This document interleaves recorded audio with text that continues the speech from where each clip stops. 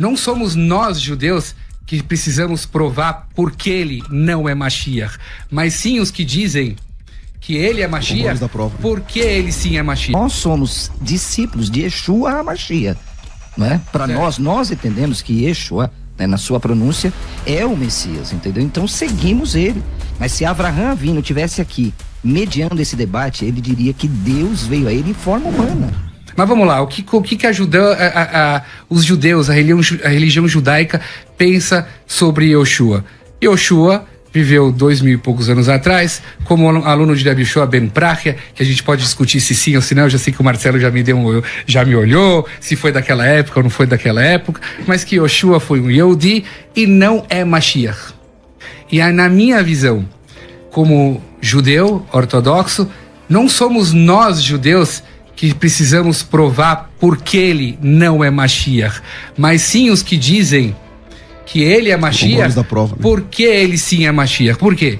Porque se eu estou numa avenida de alta velocidade a 120 km por hora e eu tenho a preferência da avenida, e um outro carro entra nessa avenida com uma velocidade mais baixa de uma rua secundária e ele bate em mim, ele trava alguma coisa lá e a gente tem alguma divergência. Na hora quando a gente vai abrir um sinistro para isso, a pessoa que está entrando da rua secundária, ele tem que explicar pro perito o que ele fez lá, porque o carro que está a 120 km por hora tem a preferência. O judaísmo é o pai de todas as religiões. Nós estamos na rua preferencial, então nós não temos que provar por que o Yoshua não é o Mashiach. Para nós ele não é o Mashiach não chegou. E sim, as pessoas que acham que ele é o Mashiach, ele sim tem que provar por que o Yoshua é o Mashiach. Pastor Marcelo, e aí? Yeshua é o Mashiach? Eu tô pensando que o Mir é advogado também, né? Construiu muito bem a tese dele, né, pastor? Bom, vamos lá. Eu penso e tenho convicção na minha alma, como amante das escrituras, que Yeshua é de fato Mashiach. O Mirra sabe, um grande estudioso do Talmud, eu quero me reportar principalmente, pastor César, primeiro a Torá, né? Porque Mirra e essa audiência qualificada sabe que os judeus não creem no Berit Hadashah, né? Não entende o Berit Hadashah, o Novo Testamento para nós cristãos, como fonte de pesquisa e de veracidade bíblica. Então eu quero partir primeiro do texto de Gênesis capítulo 18, né, quando o texto lá diz, e eu vou tomar cuidado aqui com o meu hebraico, em que o Eterno apareceu a Abraão, Vayerá Elohim Avraham, né? O Eterno apareceu a Avraham. Se Deus, pastor César e Mirra, não tem uma forma humana, que é um princípio judaico, né? Deus não pode ser homem. Quem foi que apareceu ali? O Talmud, o Baba Metzia 86b, diz que o próprio Deus, Mirra, o Eterno, a Kadosh Baruch Hu, estava fazendo uma visita solidária pessoal a Abraão, a fim de constatar que sua saúde ia bem após a circuncisão. Na tradição, aqui na tradução do Rabino Atim Steinatz, ele diz assim: Abraão saiu e viu o Altíssimo, bendito seja, em pé à porta da sua tenda, conforme está escrito. E apareceu o Eterno junto aos terebintos, ou aos carvalhais de Mamre. É isso que o versículo está se referindo quando lemos no verso 3. Olha o verso 3, Mirra sabe de cor. E disse: Senhor meu, se acho mercê em tua presença, rogo-te que não passes do teu servo. Então veja só, nesse verso está se falando com o próprio Deus, pelo que Avraham se considerou servo e chamou este ser de Senhor.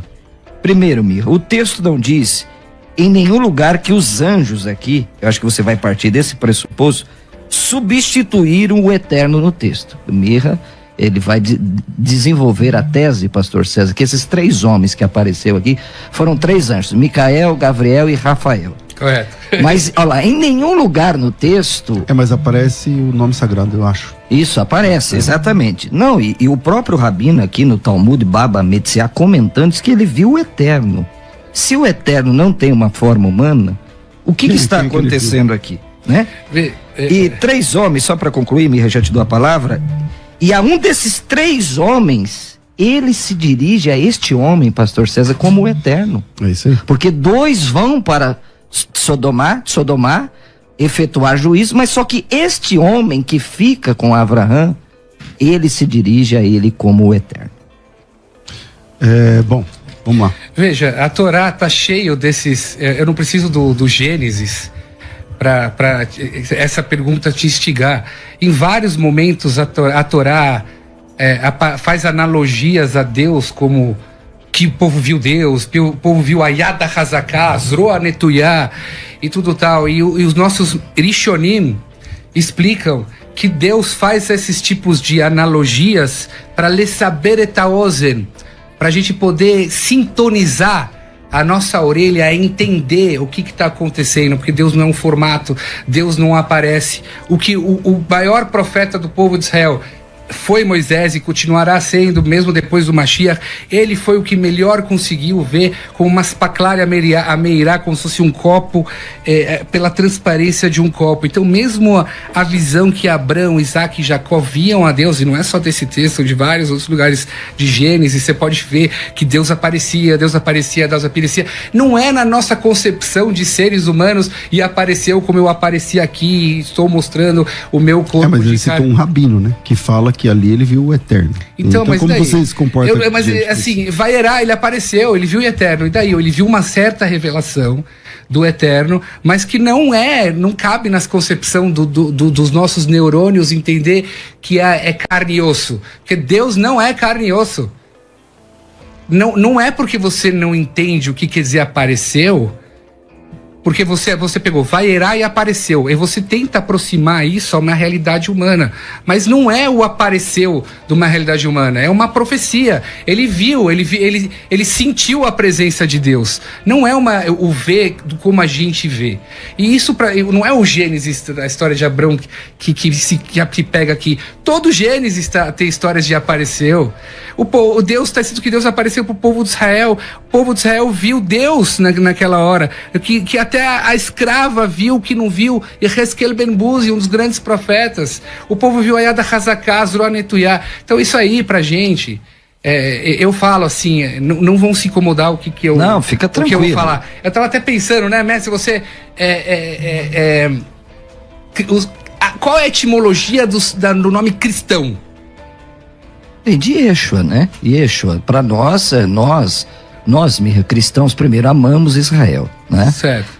Cristão para nós é uma terminologia latina, mas nós somos discípulos de Yeshua HaMashiach, não é? Para nós entendemos que Yeshua, né, na sua pronúncia, é o Messias, entendeu? Então seguimos ele, e quero provar aqui por vários textos.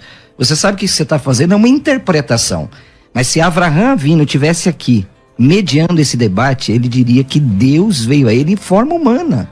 Ele está diante do Eterno. Está no texto sagrado isso. Entendeu? O texto é claro. Nós podemos colocar conceituações acadêmicas e chamar aquilo de um antropomorfismo, de uma forma humana atribuída a Deus, ou de antropopatismo, sentimentos humanos atribuídos a Deus. Eu penso que se nós deixarmos a Torá falar, a Torá sagrada dos judeus, nós vamos ver claramente que ele fala com aquele homem come com eles. Tem uma refeição ali, de modo que depois... Os anjos. Olha o versículo 3. Os anjos comem com ele. Não, isso é uma interpretação sua, Mirra. Não está no texto. Mas não está no texto anjos, Deixa eu colocar. Então, ok, vou passar para ele. Deixa eu colocar uma primícia aqui. Começou a esquentar. Ele apresenta... Daqui a pouco eu ia falar a etimologia do nome cristão, mas deixa eu fazer uma primícia. Ele apresentou um rabino que fala que ali é o próprio Eterno, né? E você diz, não, foi uma aparição. Não, mas que é essa coisa? Mas essa aparição, ela comeu comida, né? Então, como funciona essa aparição são os anjos. A Torá Urashi traz dos Midrashim, de Torá Shebapé. Deixa eu explicar um negócio. A gente acredita, aliás, todo mundo que acredita na Torá oral, a Torá de Deus, acredita que a Torá veio com um manual. Você vai hoje comprar um brinquedo numa loja, tem um manual para esse brinquedo. Tá. Se você não seguir o manual desse brinquedo, você não vai ter o melhor proveito desse brinquedo. Você não vai chegar no jogo correto como ele foi estipulado. Porque o criador desse brinquedo criou ele com regras. Você concorda que Deus deu a Torá para Moisés e com elas as leis, a Torá Shebal Pé. A Torá Shebal Pé são as regras para a leitura dessa Torá. É impossível você estudar Torá Shebirtav, a Torá escrita, sem a Torá Shebal Pé, que é o nosso Talmud, os nossos Midrashim e todos os Nosei Kelim, os que explicam tudo isso. Então, quando você abre essa paraxá, você vê, tá cheio de Safra, Sifri, o Urashi que explica lá, tudo isso faz parte da Torá Shebal Pé. O que não pode é você pegar a Torá Shebirtav e tentar ler ela sem a Torá Shebal Pé. Nós podemos aqui folhear toda a Torá Shebal Pé e eu vou te mostrar que no sentido da palavra não dá para entender nada. Mas Deus previu que vão haver humanos que não vão entender a Torá e falando, olha, eu estou dando para vocês o manual para entender é Torá Shebal Pé. Se vocês não forem pela Torá Shebal Pé, vocês vão deturpar tudo. E a Torá Shebal Pé explica lá que foram 3 anjos que comeram, eles se fizeram que comeram. Mas a Torá Shebal Pé chegou quanto tempo depois? Junto. A Torá Shebal Pé foi dada para Moshe Rabbeinu junto com a Torá Shebirtav. Acontece que ela foi realmente, porque ela não podia ter sido escrita, ela era passada de pai para filho.